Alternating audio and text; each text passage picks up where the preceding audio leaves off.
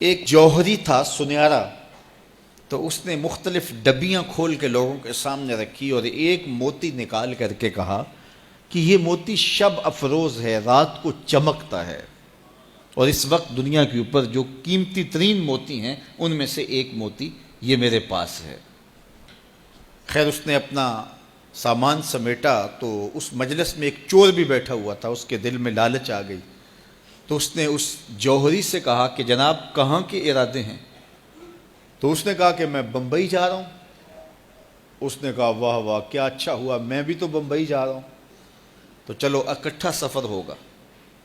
وہ جوہری سمجھ گیا اس کی نیت کے کھوٹ کو کہ یہ میرا ہم سفر تو نہیں ہے، اس کا دل آ گیا ہے اس موتی پہ اور مجھ سے ہر صورت یہ موتی چرانا چاہتا ہے۔ لیکن وہ بھی بڑا سمجھدار تھا، اس نے کہا آ جائیے کوئی بات نہیں۔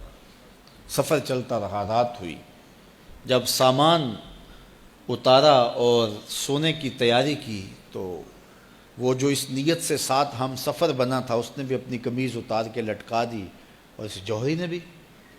اس جوہری نے یوں کیا کہ نظر بچا کے وہ ڈبیا قیمتی موتی والی نکال کر کے اس کی جیب میں ڈال دے اور خود بے فکر ہو کے سو گیا۔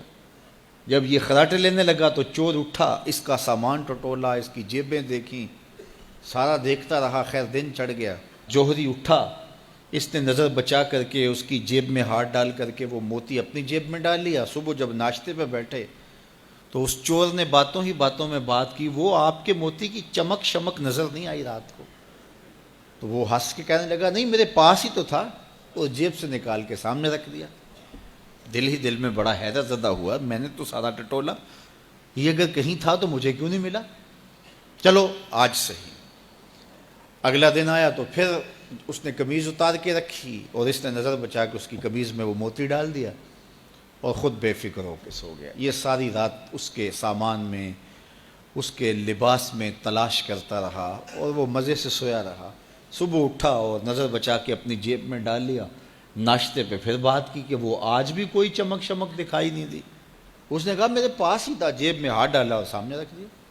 بڑا حیرت زدہ ہوا، دل ہی دل میں سوچا چلو کل صحیح۔ اس نے پھر ایسے کیا اور یہ ساری رات اس کا سامان ٹٹولتا رہا پوری تفصیل کے ساتھ۔ خیر جب صبح ہوئی تو اس نے پھر نظر بچا کے اپنی جیب میں وہ موتی رکھ لیا تھا۔ تو اس نے پوچھا وہ رات والا موتی آپ کا نظر نہیں آیا جس کو آپ کہتے تھے چمکتا ہے؟ کہا وہ ڈبیا میں رکھا ہے اس لیے چمک دکھائی نہیں دی، تھا تو میرے پاس ہی، اور جیب میں ہاتھ ڈالا اور سامنے رکھ دیا۔ یہ سر پکڑ کے بیٹھ گیا، میں روز اس کی جیب ٹٹولتا ہوں، سامان بھی دیکھتا ہوں، یہ رکھتا کہاں ہے؟ میں نے تو کوئی جگہ نہیں چھوڑی۔ اس نے کہا سچ بتاؤں میں تیرا ہم سفر نہیں تھا، میں چور تھا، میں تم کو بتا رہا ہوں۔ اب آپ میرے بھی استاد نکلے، مجھے اتنا بتاؤ کہ یہ موتی آپ رکھتے کہاں تھے؟ میں ساری رات ٹٹولتا رہا اور 3 دن ہو گئے مجھے، میں نے کوئی گوشہ نہیں چھوڑا، آپ کا سامان کھول کھول کے دیکھا ہے، آپ کا لباس الٹ پلٹ کے دیکھا، لیکن مجھے ملا ہی نہیں، یہ رکھتے کہاں تھے مجھے یہ تو بتاؤ۔ اس نے کہا لوگوں کی جیب میں ٹٹولتے رہے، اپنی جیب میں ہاتھ ہی نہیں ڈالا۔ بلے شاہ اڈ دیاں پھڑنے، جڑا گھر بیٹھا ہے انہوں پڑھیا ہی نہیں۔ وَفِي أَنفُسِكُمْ أَفَلَا تُبْصِرُونَ، کہا تم کہاں اسے ڈھونڈ رہے ہو، ذرا اندر بھی اتر کے دیکھو، اندر اترو گے تو اس کا سراغ مل جائے گا۔ نہ مسجد وچ نہ مندر وچ، لب یار نو اپنے اندر وچ۔ جب اپنے اندر اترو گے تو پھر سراغ زندگی نصیب ہو جائے گا، عرفان ذات ہوگا تو پھر عرفان الہی نصیب ہوگا۔ لیکن ہم دائیں بائیں ڈھونڈنے نکلے لیکن اپنے اندر اتر کے نہ دیکھا۔ تو سراغ زندگی ملتا ہی تب ہے جب اس کی چوکھٹ پہ جھکنا بندہ سیکھ جاتا۔ تو اس کی چوکھٹ پہ جھک کر کے زندگی کی سربلندی حاصل کیجئے اور مقصد زندگی حاصل کیجئے۔